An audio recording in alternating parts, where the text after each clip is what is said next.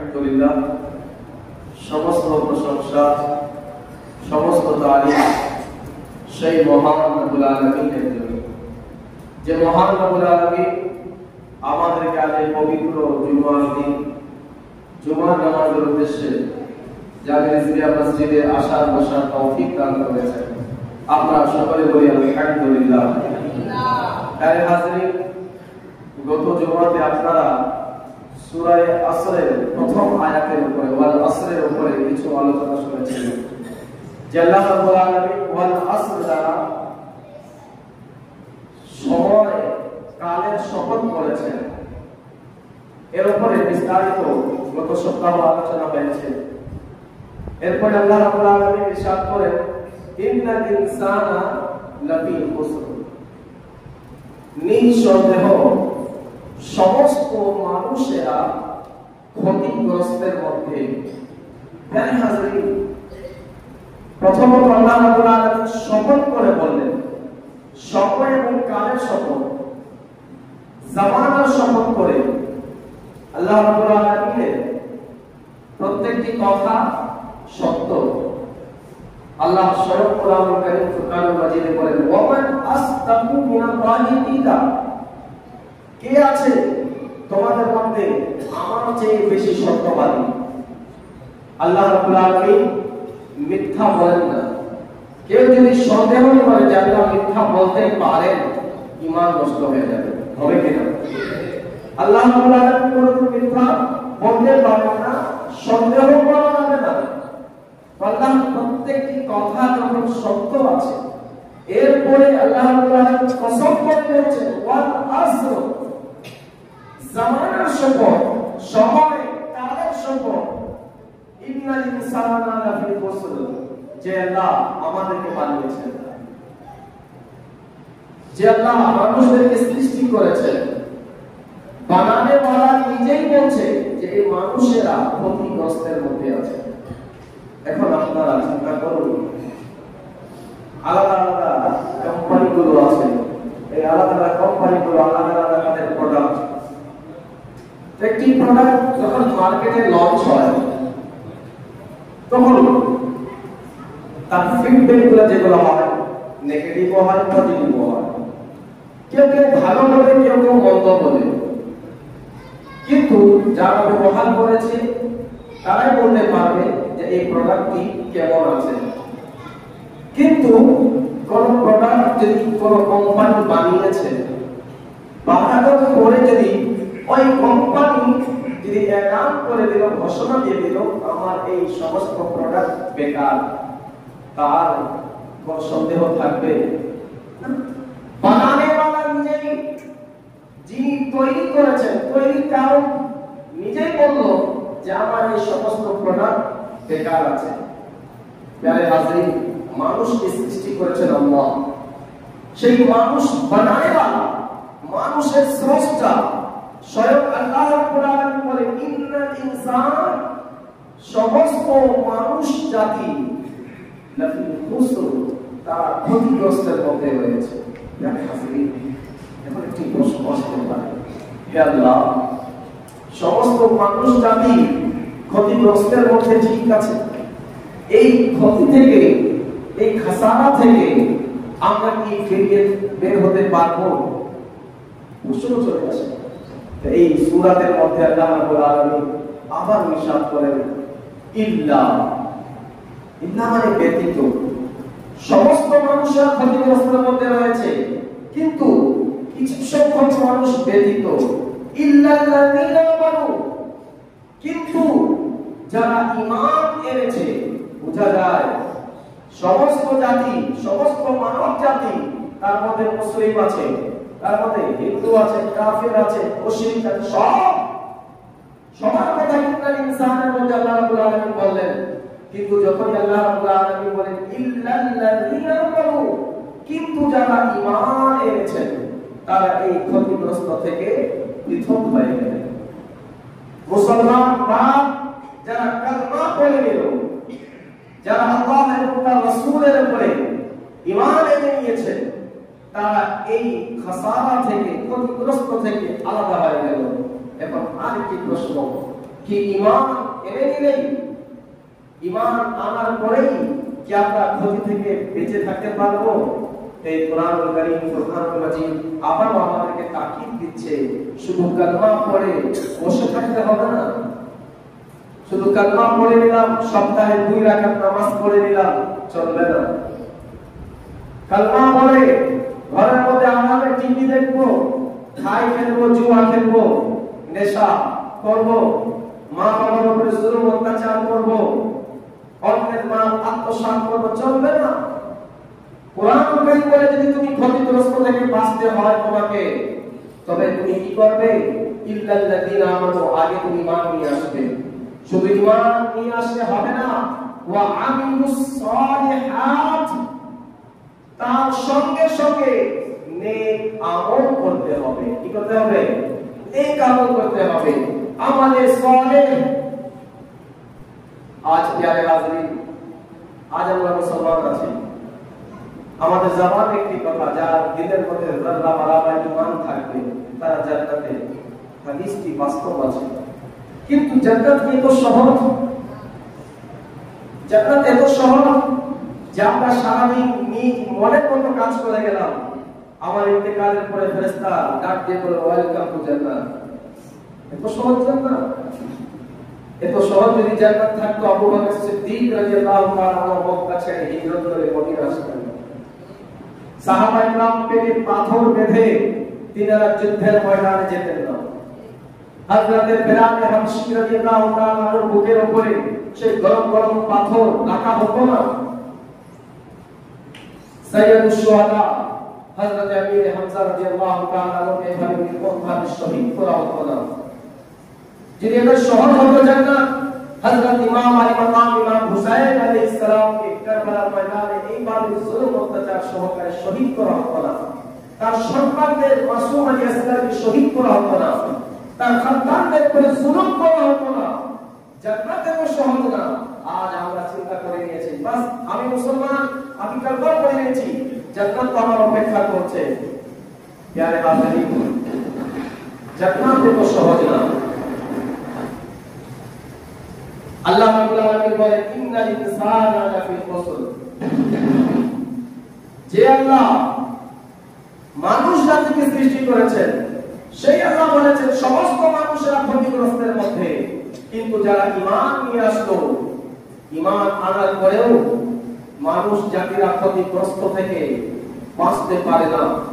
তার সঙ্গে সঙ্গে ওয়া আমিলুস সালিহাত, তারা নেক আমল করবে, তারাই ক্ষতিগ্রস্ত থেকে বাঁচবে। এবং আরেকটি প্রশ্ন, ঈমান এবং নেক আমল এই দুটি করলেই কি বান্দা ক্ষতিগ্রস্ত থেকে বেঁচে যাবে? তা আমাদের এই সূরা তাকিদ দিচ্ছে না।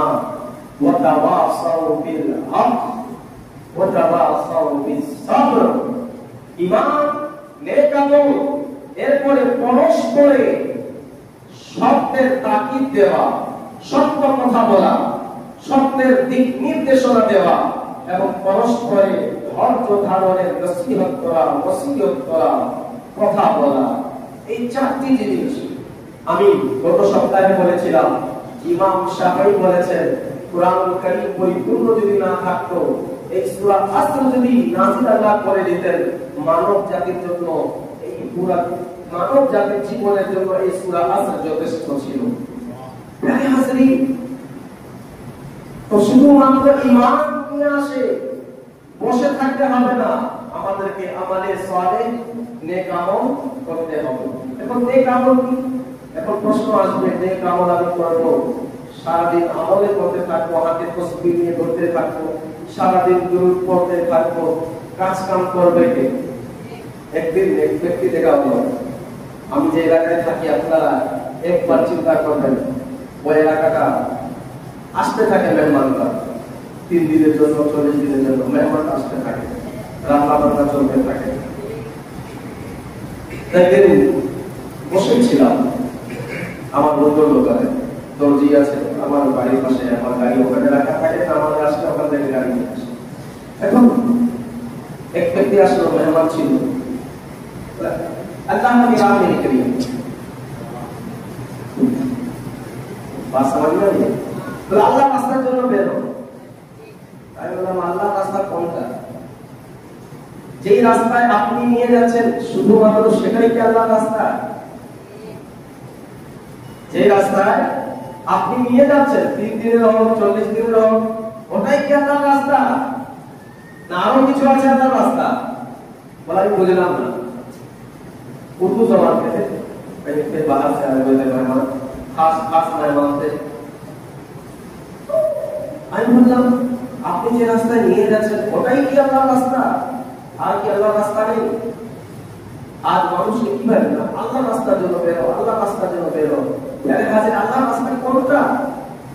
আপনি যে রাস্তায় আমাদেরকে 3 দিনের জন্য নিয়ে যাচ্ছেন, মা বাপ বাচ্চা সব ছেড়ে দিয়ে, এটাই আল্লাহর রাস্তা? যে সব কিছু ছেড়ে দিয়ে আমার স্ত্রী আছে, বউ বাচ্চা, দোকান পাট সব বাদ দিয়ে দিলাম আল্লাহকে দিয়ে, আল্লাহকে দিয়ে, আল্লাহকে রাস্তা দিয়ে, আল্লাহকে রাস্তা দিয়ে।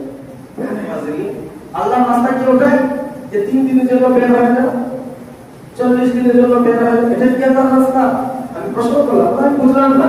আপনাকে আমি বুঝিয়ে দিচ্ছি আল্লাহর রাস্তা কোনটা জানেন? একদিন নবী পাক সাল্লাল্লাহু আলাইহি ওয়াসাল্লাম মনোযোগ সহকারে শুনলেন, মসজিদে নববীতে বসে আছেন, সাহাবা একরাম রিদওয়ানুল্লাহি তাআলা আলাইহিম আজমাইন তিনারাও উপস্থিত আছেন, চেহারায় ওয়াদুহা তারা জিয়ারত করছেন। ভাগ্যবান সাহাবা ওই রাসূল আকরাম সাল্লাল্লাহু আলাইহি ওয়াসাল্লাম চেহারা মোবারক দেখে দিদার করছেন, মনকে সান্ত্বনা দিচ্ছেন। এমন সময় এক যুবক ব্যক্তি, সাহাবী রাসূল, নওজওয়ান, শক্তিশালী বীর পুরুষের মতো এক যুবক ওই রাস্তা দিয়ে চলে যাচ্ছিলেন কোন কাজের দিকে। মানুষরা নিজ নিজ দোকানে যায়, ব্যবসা বাণিজ্য করতে যায়, তিনিও চলে যাচ্ছেন। এক সাহাবী রাসূল তাকে দেখে কি কথা বলে ফেললেন, কত ভালো হতো এই যুবকের শক্তি আল্লাহর রাস্তায় খরচ হতো। कितना अच्छा होता अगर इसकी जवानी अल्लाह की राह में खर्च हो। এই কথা বলা মাত্রই রাসূলুল্লাহ সাল্লাল্লাহু আলাইহি ওয়াসাল্লাম বলেন, হে সাহাবী তুমি এটাই বলেছো যে যদি তার শক্তি আল্লাহর রাস্তায় খরচ হতো কতই ভালো হতো। ওই ব্যক্তি কোথায় যাচ্ছে? বলে ওই ব্যক্তি নিজের ব্যবসাতে যাচ্ছে। আল্লাহর রাসূল সাল্লাল্লাহু আলাইহি ওয়াসাল্লাম আপনি ইরশাদ করলেন, যদি ওই ব্যক্তি নিজ ঘর থেকে হালাল ব্যবসার জন্য বের হয়েছে সে আল্লাহর রাস্তায় গিয়েছে। সুবহানাল্লাহ। अब हलाल कमाने वाला ही सुभान अल्लाह बोलेगा। कोई व्यक्ति যদি হালাল রিজিকের জন্য নিজ ঘর থেকে বেরিয়েছে সে আল্লাহর রাস্তায় বের হয়েছে। শুধু এতটুকু শেষ করেননি, আল্লাহর রাসূল সাল্লাল্লাহু আলাইহি ওয়াসাল্লাম আগে আরো ইরশাদ করলেন, যদি ওই ব্যক্তি বাসা থেকে এই নিয়ত করে বেরিয়েছে যে আমি যে যা ইনকাম করব তার থেকে আমার বউ বাচ্চাকে খাওয়াবো, সেই ব্যক্তি আল্লাহর রাস্তায় বেরিয়েছে। সুবহানাল্লাহ। রাসূল সাল্লাল্লাহু আলাইহি ওয়াসাল্লাম ব্যবসাকেও ইবাদত বানিয়ে দিলেন। শুধুমাত্র 3 দিন 40 দিন যাওয়া আল্লাহর রাস্তা নয়, আপনি ঘর থেকে নিজ দোকানে যাবেন হালাল রুজির জন্য, এটাও আল্লাহর রাস্তায় বের হওয়া হবে। ফিল্লাযিনা আমানু, ঈমান নিয়ে আসার পরে বসে থাকতে হবে না, ওয়া আমিলুস সালিহাত, নেক আমল করতে হবে। নেক আমলের জন্য আপনাকে মসজিদে ইতিকাফের প্রয়োজন নেই, মসজিদে 40 দিনে আসার চিন্তার প্রয়োজন নেই। আপনি মসজিদে আপনার ইবাদতের জন্য আপনার সব সময় লম্বা লম্বা তাসবিহ নিয়ে ঘোরার প্রয়োজন নেই। আপনি ইবাদত যদি করতে চান আবার আপনার পয়গম্বর নবী সাল্লাল্লাহু আলাইহি ওয়াসাল্লামের অনুসরণ করবেন, আল্লাহ আপনার প্রত্যেকটি কদমে কদমে ইবাদতের নেকি দান করে দিবেন। ফিল্লাযিনা আমানু ওয়া আমিলুস সালিহাত, ওয়া আমালে সালিহ বান্দা যখন করবে তার ঈমান এবং তার আমলেই ইনশাআল্লাহ তাবারাক ওয়া তাআলা আমাদেরকে জান্নাতের উঁচু মাকাম দান করে দিবেন। প্রিয় হাজরিন, তো শুধুমাত্র নেক আমল এবং ঈমান থাকলেই বান্দা যে ক্ষতিগ্রস্ত থেকে বেঁচে গেল তা নয়। আল্লাহ রাব্বুল আলামিন আগে ইরশাদ করেন, ওয়া তাওয়াসাউ বিল হক, পরস্পরে সত্যের কথা বলবে। আর অনেক মানুষ দেখা যায় ঈমান তো আছে, আমলও আছে, আমল এমন যে পুরো তসবিহ দাম শেষ হয়ে যায়, আছে এমন, কিন্তু সত্য কথা বলতে ভয় লাগে। हाँ बोले सरकार इधर सुनी वाले बंदी कर रहे सब अपने अपने छोड़िए ना, जो जो करना छोड़ दीजिए, हम ठीक सब ठीक। आज এটা আমাদের কথা, আমি ঠিক সব ঠিক। প্যারে হাজিরিন, এক আল্লাহ ওয়ালা ছিলেন, সম্ভবত এটা খাজা গরিব নওয়াজ রাহমাতুল্লাহ তাআলা আলাইহির ঘটনা, নাম মনে আসছে না, পড়েছিলাম কোন কিতাবে। তিনি যখন সফর করছিলেন ওই সময় এক আল্লাহ ওয়ালার সঙ্গে এক সাক্ষাৎ হলো। তিনি এক নদীর ধারে, দাজলা নদীর পাশেই একটি কুঁড়ে ঘর ছিল, খুব কান্নাকাটি করছিলেন আর এমন ভাবে কাঁদছিলেন যে ওই পুরো এলাকার মানুষরা অস্থির হয়ে যেত, কে আছে এমন কান্নাকাটি। ওই দিন ওই আল্লাহ ওয়ালা যখন ওই রাস্তা দিয়ে চলে যাচ্ছিলেন, তার সঙ্গে সাক্ষাৎ হলো। ভাই আপনি কাঁদেন কেন? তিনি বললেন যে আল্লাহ রাব্বুল আলামিন আমাকে ভালো একটি মাকাম, আমাকে একটি সম্মান দান করেছিলেন, উঁচু পর্যায়ে আমার একটি স্থান ছিল। আমি যখন এই এলাকাতে আসলাম, এই এলাকার লোকেরা গুনাহের মধ্যে লিপ্ত ছিল, তারা গুনাহ করত, কিন্তু আমি মনে মনে চিন্তা করলাম এরা গুনাহ করছে, আমি তো ঠিক আছি, আমি তো ইবাদত করতে কি করি, আমি তো আল্লাহকে রাজি করি। প্যারে হাজিরিন, আল্লাহ রাব্বুল আলামিন আমার এই খেয়াল আসার কারণে আমার বেলায়েতকে জব্দ করে দিলেন। আল্লাহু আকবার। এবং তখন থেকে আজ পর্যন্ত আমি আল্লাহর দরবারে কাঁদছি, কিন্তু আল্লাহ রাব্বুল আলামিন আমাকে ক্ষমা করছেন না। তো প্যারে হাজিরিন, শুধু নিজে ঠিক থাকতে হবে না, আপনার এলাকার মধ্যে যদি কোনো ভুল হচ্ছে সেই ভুলকে আপনাকে শুধরে দিতে হবে, সত্য কথা বলতে হবে। সত্য কথা থেকে আপনি পা পিছ করে দিতে পারেন না। আপনার যদি শক্তি নেই, ইসলাম আমাদেরকে বলে দিয়েছে আপনার যদি ঈমান আছে আপনি মোকাবেলা করুন, প্রতিবাদ করুন। আপনি যদি প্রতিবাদ করতে ডান্ডা দিয়ে হাত দিয়ে না করতে পারেন, আপনি মুখ থেকে প্রতিবাদ করুন। আপনি মুখ থেকে যদি প্রতিবাদ করতে না পারেন, তবে এটা বলা হয়েছে ঈমানের সবচেয়ে দুর্বলতা এটাই আছে যে আপনি সেই জিনিসকে মনে মনে ঘৃণা করে সেই জায়গা থেকে সরিয়ে চলে আসুন। এটাও তো আছে, কিন্তু আজ দেখা যাচ্ছে আমার বাড়ির পাশে ছেলেরা জুয়া খেলছে, খাই খেলছে। আজ আমার বাড়ির পাশে গিয়ে বলে সারা রাত নাচ গান চলছে, কিন্তু বলার মতো কেউ নেই। क्या बोले एक दिन ही तो कर रहा है, पता नहीं उसी एक दिन ही कयामत के लिए भारी पड़ जाए तो फिर उस दिन क्या अंजाम बनेगा। प्यारे हाज़रीन, आज সত্য কথা বলার মতো আমাদের সাহস নেই, কিন্তু আল্লাহ রাব্বুল আলামিন ইরশাদ করে দিলেন কামিয়াব তো তারা হয়ে যাবে, ক্ষতিগ্রস্ত থেকে বেরিয়ে তারা আসবে যারা সত্য কথা বলে। ইল্লাল্লাযীনা আমানু ওয়া আমিলুস সালিহাত, শুধু যদি নেক আমলে যথেষ্ট ছিল, বিল্লাল্লাযীনা আমানু ওয়া আমিলুস সালিহাত বলে সূরা আসর শেষ হয়ে যেত, কিন্তু আল্লাহ রাব্বুল আলামিন ওয়া আমিলুস সালিহাত বলে সূরা আসর শেষ করেননি। আগে আরো বর্ণনা করলেন ওয়া তাওয়াসাউ বিল হক, পরস্পরে তোমাদেরকে সত্যের কথা বলতে হবে, একে অপরকে সত্যের কথা বলতে হবে। তাই প্যারে হাজিরিন, কামিয়াব ওই ব্যক্তি হবে আর যদি আমার অন্তর আমাকে সত্য কথা বলতে পিছে করে দেয়, আপনি বুঝতে পারবেন এখন আমি ক্ষতিগ্রস্ত থেকে বেরিয়ে আসতে পারিনি।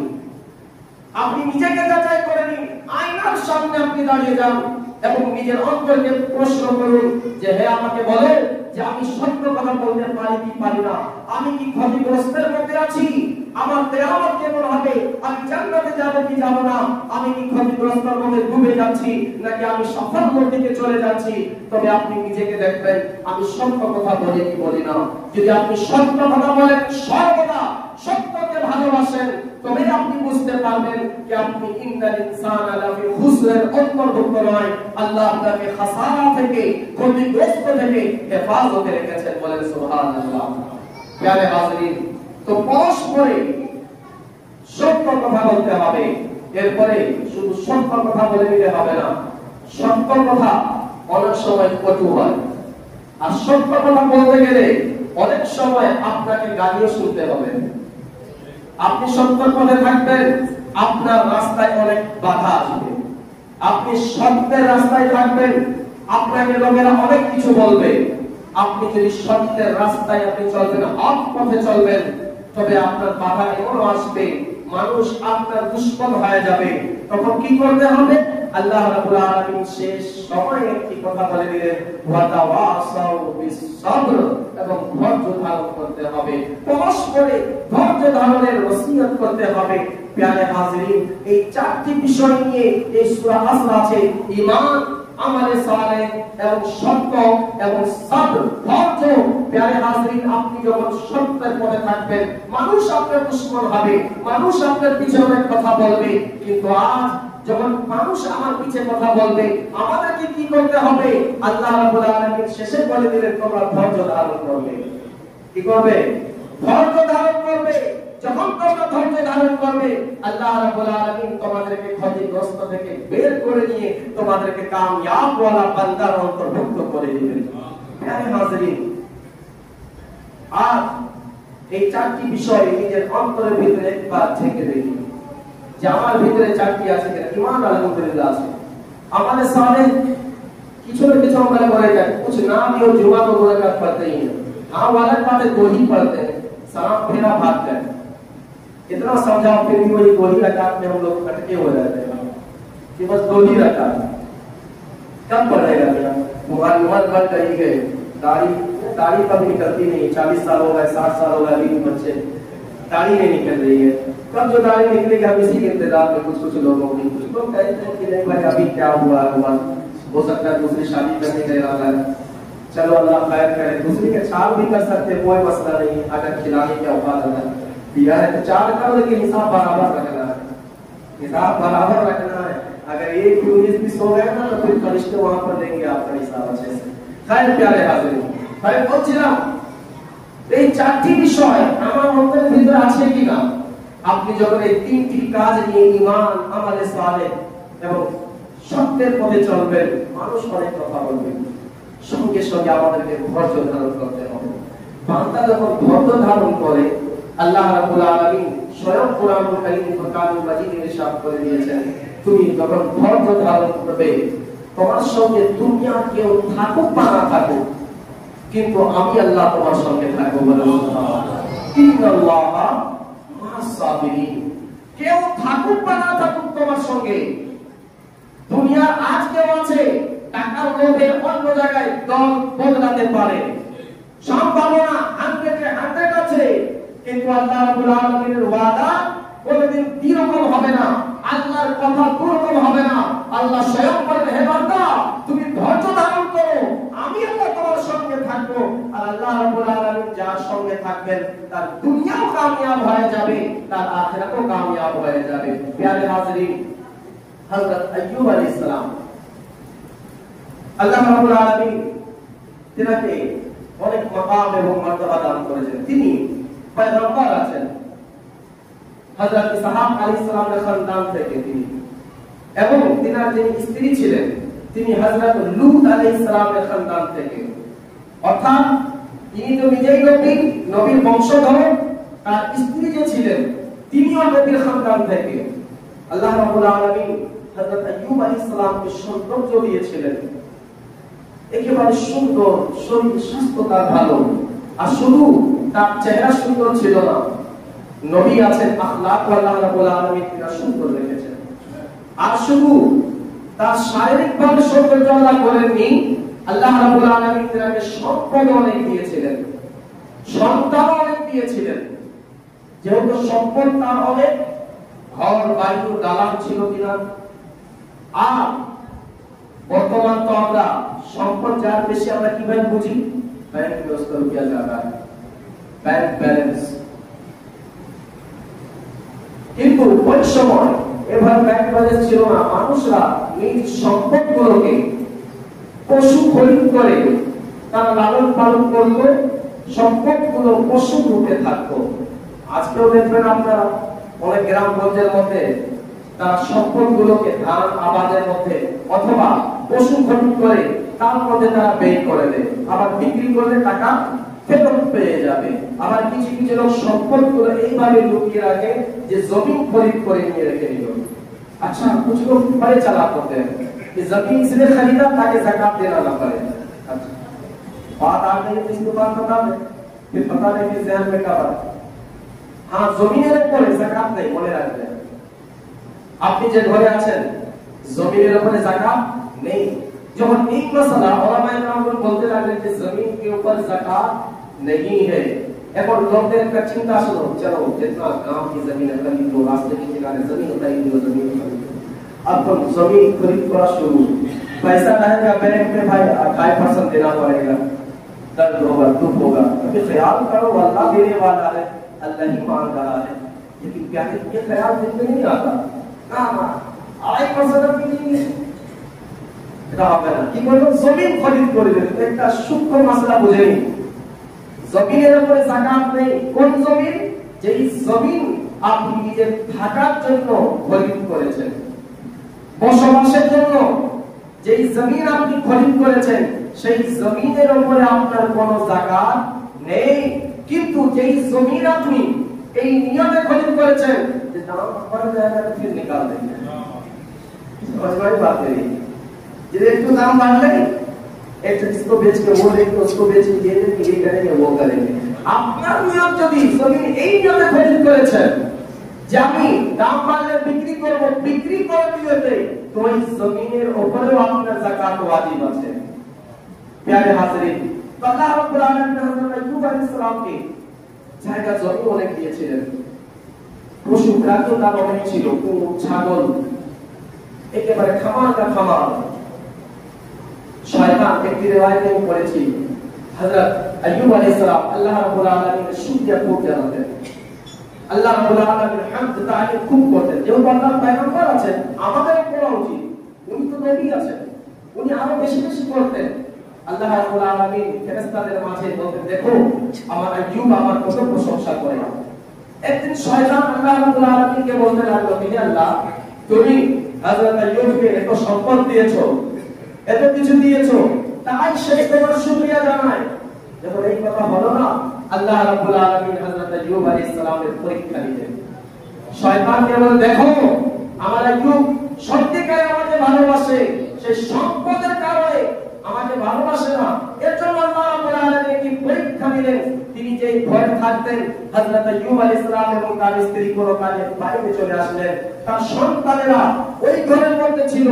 আল্লাহ রাব্বুল আলামিনের কুদরত হলো সেই ঘরটি পড়ে গেল, তার সমস্ত সন্তানগুলো ওই ঘরের ওয়ালের নিচে দেবে গিয়ে ইন্তেকাল বরণ করে গেলেন। খবর আসলো হযরত আইয়ুব আলাইহিস সালামের কাছে যে আপনার সমস্ত সন্তানেরা আপনার ঘর বাড়ির দেওয়ালগুলো পড়ে গিয়ে তারা মারা গিয়েছে, ইন্তেকাল করে গিয়েছে।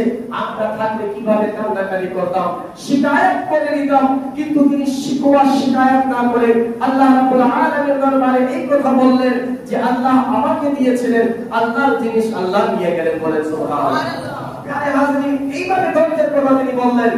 এরপরে কিছুদিন যাওয়া মাত্রই হযরত আইয়ুব আলাইহিস সালামের যত খেতে বাড়িগুলো ছিল সব ধ্বংস হয়ে গেল, কিছুই পাচ্ছিল না। খবর আসলো, তিনি বলেন আল্লাহ আমাকে দিয়েছিলেন, আল্লাহ যদি নিয়ে যান এতে আমার কিছু না, রাজি বা রাজা, আল্লাহ যা দিয়েছেন তার উপরে যদি আমি রাজি হয়ে যাই আল্লাহ আমার থেকে সন্তুষ্ট হয়ে যাবে। প্রিয় হাজরিন, কিছুদিন পর আবার খবর আসলো যে আপনার যতগুলো প্রাণী পশু ছিল, উট ছাগল মহিষগুলো ছিল, সব ছাগলগুলো আপনার ধ্বংস হয়ে গেছে, এক করে সব মারা গিয়েছে। এখন তো টাকা পয়সা কিছু নেই, হাত খালি, সন্তান নেই, ঘর বাড়ি কিছু নেই। হযরত আইয়ুব আলাইহিস সালামের কাছে যখন আবার খবর আসলো, তিনি আবার এই বাক্য বললেন, আল্লাহ দিয়েছিলেন, আল্লাহ আমাকে দিয়েছিলেন, আল্লাহ নিজের জিনিস আবার যদি নিয়ে যান আমার এখানে কিছু করার নেই। প্রিয় হাজরিন, এরপরে আল্লাহ শুকরিয়া তিনি করছিলেন। শয়তানকে আল্লাহ রাব্বুল আলামিন বললেন, হে ইবলিস, দেখেছো আমার আইয়ুব আমাকে ভালোবাসে। শয়তান বলতে লাগলো, হে আল্লাহ আইয়ুব আলাইহিস সালাম এর জন্য তোমার শুকরিয়া জানাচ্ছে, ধন সম্পদ কি বড় ব্যাপার, তার শরীরে শক্তি কোনো ভালো আছে, তার সৌন্দর্য তুমি দিয়েছো, তাই তোমার কথা বলছে। আল্লাহ রাব্বুল আলামিন বলেন ঠিক আছে, এর পরীক্ষা আরো কঠিন করা হোক। হযরত আইয়ুব আলাইহিস সালামের শরীরে আল্লাহ রাব্বুল আলামিন এমন একটি রোগ দিয়ে দিলেন, ঘায়ের মতো রোগ দিয়ে দিলেন, ফোড়া হয়ে গেল, যেটা পুরো শরীরে ছড়িয়ে গেল। আর মনে রাখবেন, আজ আমরা অনেকে এমন এমন কথা বলে থাকি যে আইয়ুব আলাইহিস সালামকে আল্লাহ রাব্বুল আলামিন এমন রোগ দিয়ে দিলেন যে পোকা হয়ে গেল। নাউযুবিল্লাহ মিন যালিক। কোন নবীকে আল্লাহ রাব্বুল আলামিন কোনদিন এমন রোগ দেননি যার থেকে মানুষেরা ঘৃণা করবে এবং খেয়াল করাটা কুফরি পর্যন্ত চলে যাবে। প্যারে হাজিরিন, তিনাকে একটু রোগ দিলেন, সমস্ত আত্মীয় স্বজন বন্ধু বান্ধব সবাই তাকে ছেড়ে চলে গেল, একমাত্র তার স্ত্রী তার কাছে থেকে গেলেন। প্যারে হাজিরিন, মুসিবতের সময় স্ত্রীরাই কাজে আসে, কিন্তু স্ত্রী নেক হতে হবে। তিনি তো নবীর খানদান থেকে ছিলেন না, তার কাছে ছিলেন, তার সেবা যত্ন করলেন। রিওয়ায়াত অনুযায়ী অনেকদিন যাবত আল্লাহ রাব্বুল আলামিন তিনাকে এই অবস্থায় রাখলেন। আল্লাহ রাব্বুল আলামিন একদিন হযরত আইয়ুব আলাইহিস সালামের ইমতিহানকে শেষ করে দিলেন এবং বললেন, হে আইয়ুব, এক কাজ করো, তোমার পা জমিনের উপরে মারো। তিনি নিজ পা জমিনে মারলেন, একটি পানির ফোয়ারা বের হলো। আল্লাহ রাব্বুল আলামিন বলেন, এই পানি দ্বারা তুমি গোসল করে নাও। বলেন সুবহানাল্লাহ। তিনি গোসল করে দিলেন। আল্লাহ রাব্বুল আলামিন ওই পানির ওসিলাতে তার সমস্ত রোগগুলোকে দূর করে দিলেন। আবার আদেশ হলো 40 কদম হাঁটো। তিনি 40 কদম হাঁটলেন। আবার আদেশ হলো তুমি নিজের পা জমিনে মারো। তিনি নিজের পা আবার জমিনে মারলেন। জমিন থেকে আরেকটি সুস্বাদু মধুর চেয়ে মিষ্টি, দুধ থেকেও সাদা একটি পানি বেরিয়ে আসলো। আল্লাহর আদেশে তিনি পানি পান করলেন। পুরো শরীরের উপরে এবং বাইরে নূরুন আলা নূর হয়ে গেল। বলেন সুবহানাল্লাহ। আল্লাহ রাব্বুল আলামিনের কুদরত এমন হলো যে আল্লাহ তাবারক ওয়া তাআলা যে অনেক দিন আগে তার সন্তানেরা যে ঘর বাড়ি পড়ে গিয়ে মারা গিয়েছিল, আল্লাহ রাব্বুল আলামিন ইন্নাল্লাহা আলা কুল্লি শাইইন কাদির, আল্লাহ সব করতে পারেন। আল্লাহ রাব্বুল আলামিন তার সমস্ত সন্তানকে আবার জীবিত করে দিলেন। বলেন সুবহানাল্লাহ। আল্লাহ রাব্বুল আলামিন তার খাজানা থেকে হযরত আইয়ুব আলাইহিস সালামকে আবার আগের চেয়ে বেশি ধন সম্পদ দান করে দিয়ে মালামাল করে দিলেন। এটা কিভাবে সম্ভব ছিল যে মুসিবত এসেছে কিন্তু হযরত আইয়ুব আলাইহিস সালাম শিকওয়া শিকায়াত না করে কি করেছিলেন? ওয়াতাওয়াসাউ বিস-সাবর, এই আয়াতের উপরে আমল করলেন। তিনি ধৈর্য ধারণ করলেন। আর যারা ধৈর্য ধারণ করে, ইন্নাল্লাহা মা'আস-সাবিরিন, আল্লাহ তার সঙ্গে হয়ে যান। আর আল্লাহ যার সঙ্গে হবে তার দুনিয়াও কামিয়াব হয়ে যাবে, আখিরাতেও কামিয়াব হয়ে যাবে। তাই প্রিয় হাজিরিন, এই সূরা আসর গত জুমা এবং এই জুমাতে আমরা আলোচনা শুনলাম। এই সূরা আসরের মধ্যে 4টি বিষয় আছে যেটা আমাদের উপরে রাখা অবশ্যই জরুরি। যে 4টি জিনিস আমাদের ভিতরে না থাকে তবে অবশ্যই আমরা ক্ষতিগ্রস্তের মধ্যে। এক, ঈমান; দ্বিতীয়, আমালে সালেহ; 3 নম্বর হক সত্য; এবং 4 নম্বর হচ্ছে ধৈর্য, সবর।